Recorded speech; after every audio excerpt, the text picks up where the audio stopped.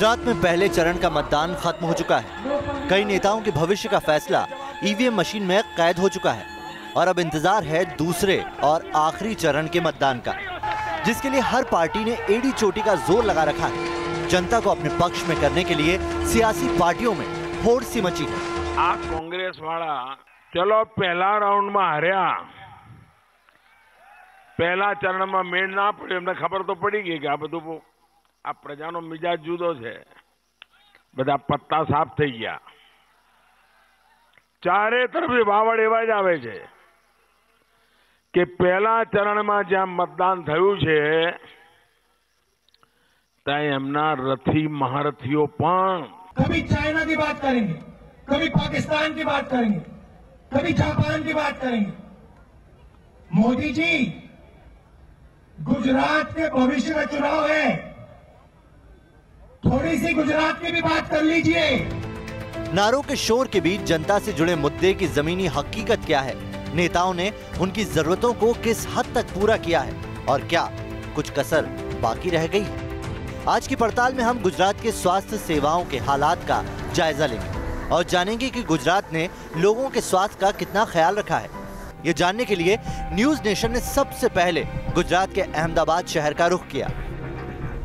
World heritage city की गलियों में हिंदुस्तान की आजादी के संघर्ष की कई यादें सिमटी हैं। दक्षिण अफ्रीका से लौटकर महात्मा गांधी ने जब भारत को आजाद करने की मुहिम शुरू की तो अहमदाबाद को ही उन्होंने अपना बेस बनाया।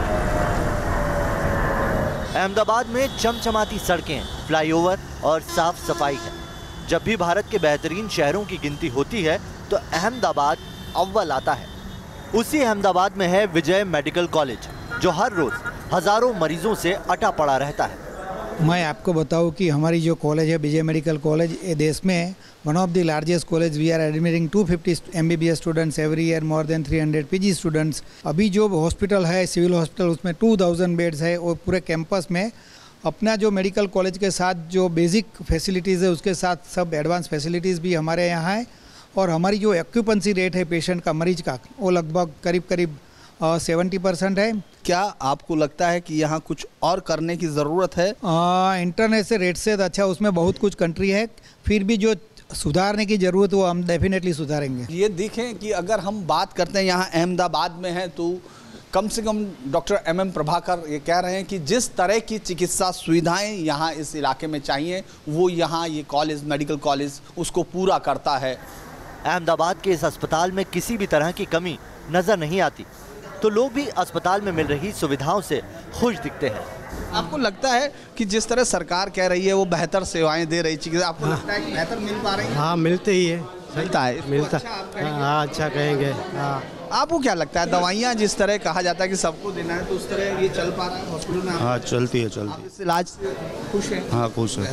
बेहतर है? बेहतर है कुछ इलाज। आप क्या कहेंगे? मैं तो प्राइवेट से ज़्यादा ये सिविल से बेहतर मानता हूँ। अच्छा, यहाँ काफ़ी फैसिलिटी भी अच्छी रहती है, सर्विस भी अच्छी मिलती है और सब अच्छा है इधर। अगर हम कहें कि अहमदाबाद की चिकित्सा व्यवस्था से आप संतुष्ट हैं तो? संतुष्ट है, सिविल से संतुष्ट है हम। जो स्टाफ नर्स है बिल्कुल हार्श टोन में बात करती हैं। जब आम आदमी को बुनियादी सुविधाएं मिल जाती है तो काफी हद तक परेशानियां दूर होती नजर आती हैं।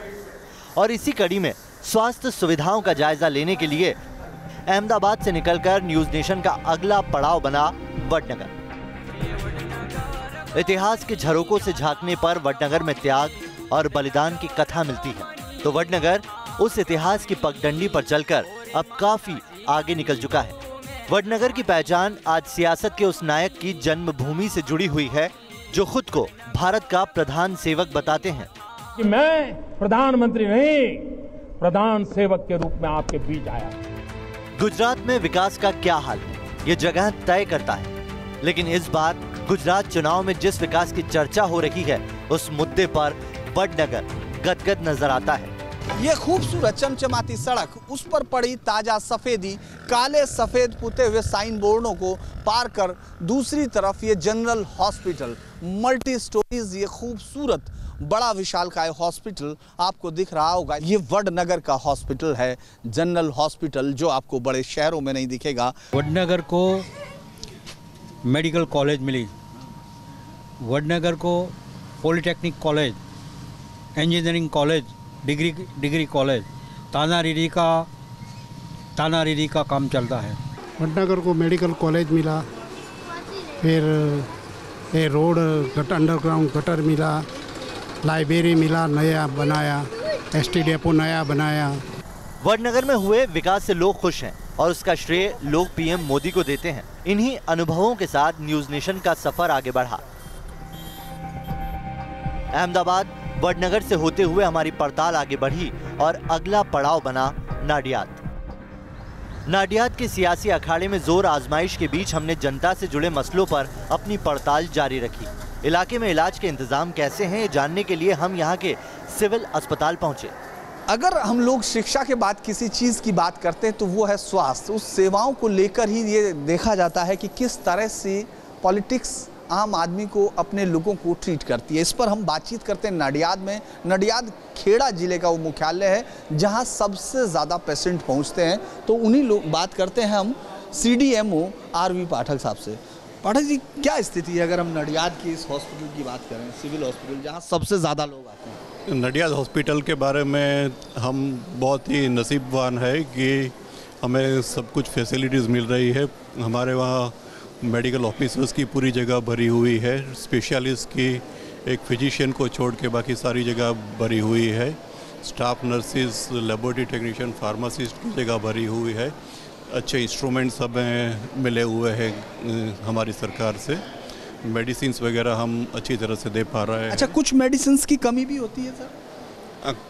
कुछ बार हो सकती है, लेकिन उसके साथ हमें यहाँ जेनेरिक मेडिकल स्टोर भी खुला हुआ है जिसमें से दर्दी बेसिक प्राइस से ये मेडिसिन्स ले पा रहे हैं। अच्छा, अक्सर होता क्या है कि जो पॉलिटिशियंस होते हैं वो इंटरेक्ट नहीं करते कि भाई वो आके देखें उनके इलाके में। आपको लगता है कि क्या ये यहाँ है या यहाँ के पॉलिटिशियंस आते हैं, मिलते हैं जो इस नाडियाद के या खेड़ा के जो जिनको जनता चुनती है, वो आप लोगों से आके पूछते हैं कि जनता की क्या ज़रूरत है? इसके बारे में भी हम बोलेंगे कि हम फॉर्चूनेट है कि हमारे पॉलिटिशियंस के रडार में ये सिविल हॉस्पिटल हमेशा रहती है। यहाँ कोई भी अगर खामी है तो वो सरकार में उसका रजुआत करते हैं तात्कालिक, और उसकी वजह से भी कुछ हमें सहूलियतें जल्दी से अच्छी तरह से मिल जाती है। अच्छा, ये एकदम नया एक्सपीरियंस है कि लोग हैं? डेफिनेटली ये हमारे लिए एक नसीबदार बात है। CDMO के मुताबिक सिविल अस्पताल में लगभग हर तरह की सुविधाएं मरीजों को दी जा रही हैं, लेकिन इसकी ज़मीनी हकीकत जानने के लिए हमने अस्पताल में मौजूद लोगों से बात की। अच्छा, आप बताइए कैसा इलाज आपका यहाँ कैसा है? अच्छा है, ठीक चलता है? ठीक। हॉस्पिटल से खुश हैं आप? डॉक्टर मिलते हैं टाइम? नहीं, भी मिलेगा। अम्मा जी, आप बताइए दवाइयाँ कैसे हैं? ठीक मतलब देते हैं या आप खुश हैं या कुछ बदलाव होना चाहिए? थोड़ा सुधार की जरूरत है क्या? सुधार चाहिए इसमें? सभी सुविधा इधर हॉस्पिटल में, सभी डॉक्टर अवेलेबल है डॉक्टर? हाँ, डॉक्टर है। मैं 2 घंटे से करीब 2 घंटे से बैठा हूँ। क्या हुआ, डॉक्टर्स नहीं आए? नहीं, वो बोले ऑपरेशन में आएंगे, कोई टाइम नहीं दिया जाए। नाडियाद में स्वास्थ्य का हाल हमें बेहतर दिखा। मरीजों से बात करने पर उनमें संतुष्टि तो दिखी, लेकिन दूसरी ओर और बेहतर स्वास्थ्य सेवाओं की मांग भी दिखी। आखिर इसी पड़ताल के साथ हम आ पहुंचे गोधरा। कहते हैं जिस सूबे में स्वास्थ्य सेवाओं पर आम आदमी फख्र महसूस करता हो, वहां विकास को समझने और खोजने की जरूरत नहीं होती है। लेकिन गोधरा में स्वास्थ्य सेवाएं कैसी हैं, इसकी कहानी भी आपको लोगों की जुबानी सुनाएंगे। लेकिन पहले अस्पताल के डॉक्टर क्या कहते हैं वो आपको दिखाते हैं।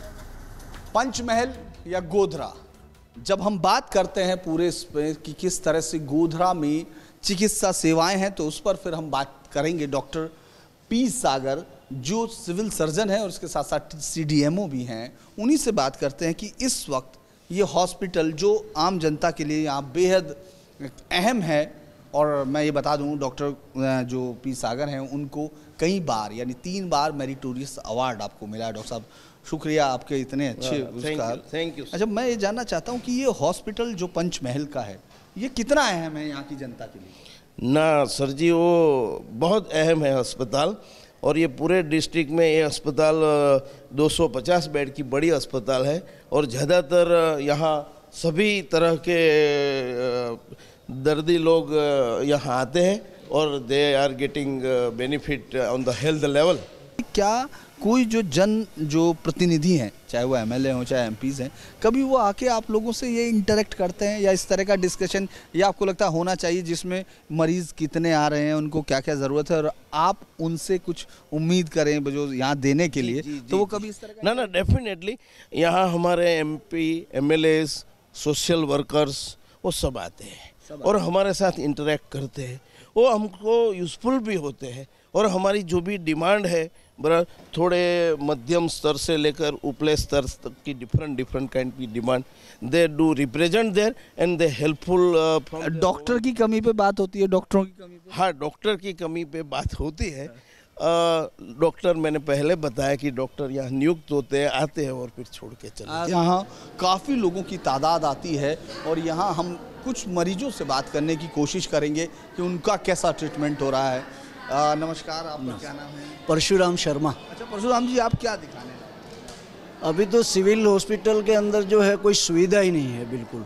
अब देखो ये पेशेंट पास में खड़ा है, इसने कल से लेबोरेटरी रिपोर्ट मांगी है, अभी तक उसको लेबोरेटरी रिपोर्ट नहीं मिली है। नहीं मिल लेबोरेटरी रिपोर्ट नहीं मिली है, ब्लड टेस्टिंग किया है, सब कुछ रिपोर्ट ही उसको नहीं मिल रही है। रिपोर्ट नहीं? हाँ, रिपोर्ट नहीं मिल रही है, डॉक्टरों की कोई सुविधा नहीं है। गोधरा में स्वास्थ्य सुविधाओं को लेकर लोगों में नाराजगी दिखती है। लोगों का कहना है कि उन्हें अस्पताल में दिक्कतों का सामना करना पड़ रहा है।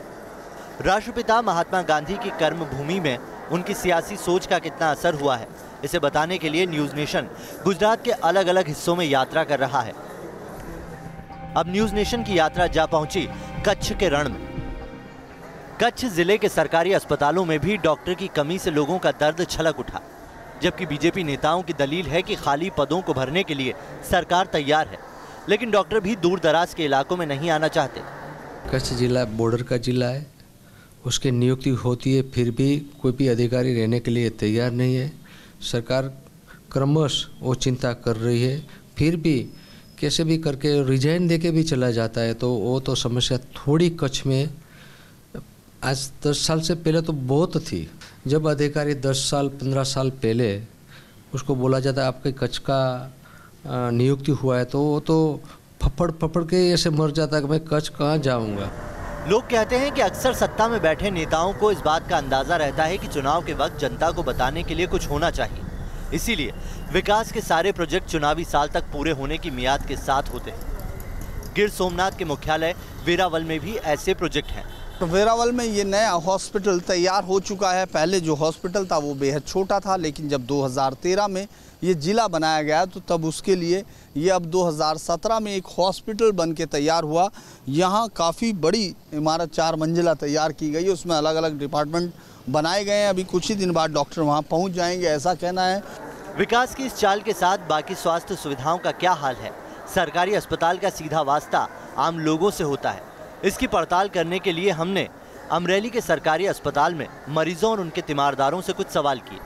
सावरकुंडला का ये हॉस्पिटल है। सावरकुंडला अगर हम बात करें तो अमरेली की एक बेहद जो भीड़ भरा टाउन है, जहाँ की आबादी काफ़ी ज़्यादा है। अमरेली सिटी के करीब उसकी आबादी है, लेकिन वहाँ अगर हम लोग उस हॉस्पिटल में आते हैं तो आपको भीड़ से पता चल जाएगा कि वहाँ कितने लोग इस हॉस्पिटल पे डिपेंड हैं। लेकिन हॉस्पिटल की हालत कैसी है ये आपको दिखेगा, क्योंकि अंदर सिर्फ एक डॉक्टर है, सिर्फ एक डॉक्टर है। हम लोग ये देखना चाहते हैं इस भीड़ में कितने लोग हैं जिनको इंतज़ार करना होगा।